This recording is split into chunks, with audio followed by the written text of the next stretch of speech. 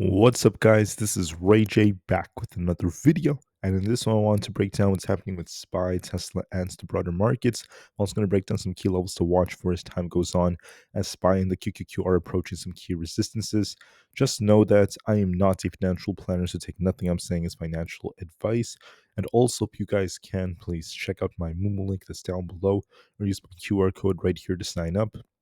If you sign up for Moon with the link down below and deposit $100, you're going to get $20 of free Nvidia stock. If you deposit $2,000 or more, you're going to get $50 worth of Nvidia. Deposits $10,000 to get $300 worth of the stock, or deposits $50,000 to get $1,000 of free Nvidia. You're also going to qualify for a 3.6% APY base rate plus a 4.5% APY extra for 3 months, making the total of an 8.1% APY. The offer ends very soon, in just about 11 days from now, so please check out my link down below to sign up. Anyways, now let's talk about what's happening with the market. So looking at SPY, we're very flat in the pre-market, trading sideways again, but SPY is getting very close to the high around that 685 area, which is where we got lots of historical rejections. So the question is, do we reject near 685 or do we continue to run higher? We're going to be watching this very, very closely. I'm going to be watching this like a hawk because of how tough that resistance is going to be and how key that level is going to be. However, looking at the setup, we are looking bullish. It looks like SPY wants to push higher for 685. But my only concern is that there is a double bearish divergence forming, and that could be a sign that we could get a rejection. Not a guarantee, just a possibility. Now, today we got some jobs numbers. Initial jobless claims was basically very close to expectations, a little bit under. And then we also had continuing jobless claims close to expectations, a bit under. And besides that, we just have a couple of bill auctions later on for the day. There's not really much data coming out. But for tomorrow, it appears that for the month of September, we basically have the PCE data being released, and that's pretty much it for data. Nothing else too significant, at least for the rest of the week. So keep that in mind for our data. So with that being said, the ADP was a decline of 32,000 jobs in November. And then at the same time, initial jobless claims is kind of flat. All of this is incentivizing the Fed to cut, as there's now an 89% likelihood of that happening. The market is once again more optimistic about that. Besides that, Salesforce had good earnings, once again beating expectations, which is why the share price is up so far. And they also saw the revenue up about 330% year over year. Besides that, I'm not seeing anything else too crazy, at least in terms of the news. We also have Jensen Huang meeting up with President Trump, who are going to be talking about the chip export restriction laws and all that. And that's pretty much it in terms of our significant news. Then we also had Scott Bessent, who said that, once again, he's in favor of more interest rate cuts as soon as possible. And he's been talking about progress involving the US and China deals, at least according to him. And then when it comes to earnings, there's not really much else coming out for the rest of the week. Everything else is more minor. We just had Dollar General, which had good earnings, which is why we saw the share price pushing, and they raised their full year outlook. Good job by Dollar General, and lots of dollar stores are just crushing it right now when it comes to earnings. So what's going to happen? Well, here's what's going on with SPY. You'll see that right here we were at 686 to 685, this range right here. Then we got this rejection. Over here, we touched 685, got a rejection like that. Right, the last two times we got towards the 685, so we got rejections. And this time we are slowly consolidating and pushing for 685. I think the 685s will be tested. SPY tries to go a bit higher, but then we're going to see, can we break this resistance? If we do, if we close above this and continue this trend, we could be going for all-time highs. Or do we get another rejection in a very healthy fashion and turn back down to at least 675 or below? If we get that rejection, we're going to be looking to see if this is like a giant inverse head and shoulders. Once again, we could be forming something like this before we try to bounce. We'll see if that ends up being the case. So watch and see if we get that rejection.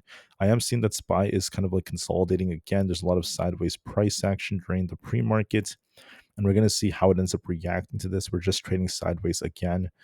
So we could go a little bit higher, but watch and see if we reject, especially since we have a bearish divergence on SPY. Same thing with the QQQ. There's a bearish divergence, but there's no sign of rejection yet. Now, the QQQ has resistance right here at 625, we got a touch and a rejection, another touch and rejection. We're going to be touching 625. Will we break it and start pushing for 630 to fill this gap over here? Or do we end up just pushing to 625 and rejecting? If we reject, we could return back down to like 613 or below. So watch that very carefully. We could also be forming a possible left shoulder, head, and if we get the big rejection, there could be a right shoulder forming before this tries to squeeze for December. We'll see if that ends up being the case. So watch resistance at 625. We might be going a bit higher first. On the Russell 2000, we have a bearish divergence. Now, if we break and hold 250, we could just keep running. If not, we're looking for 246 and the low 240s, and we'll see how that goes. On ES, we're technically on an uptrend, but there's a bearish divergence as well. And we're very choppy right now. If we break 6900, we're going to remain bullish. But if we can't, we could go a little bit higher to 6880. Then we'll see if we reject or not after that. So keep that in mind. Once again, we could be forming like an inverse head and shoulders like pattern. For NQ, we also have a bearish divergence.